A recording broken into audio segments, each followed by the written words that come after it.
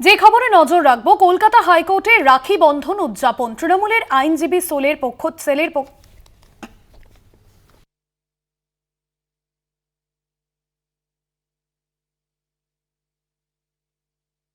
উৎসবের আয়োজন করা হয়। উপস্থিত ছিলেন রাজ্যের মন্ত্রী চন্দ্রিমা ভট্টাচার্য। বিভাজন করলে শাসন ক্ষমতা টিকিয়ে রাখা যায় না, কোর্ট চত্বর থেকে বার্তা রাজ্যের অর্থমন্ত্রীর।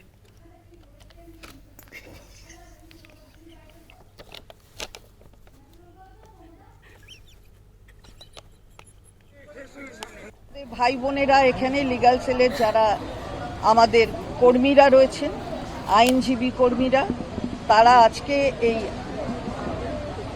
বন্ধনের ব্যবস্থা করেছে।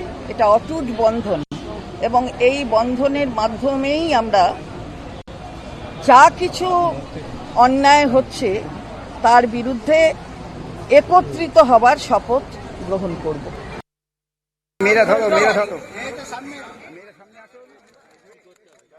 বার্তা দেন রাজ্যের অর্থ প্রতিমন্ত্রী।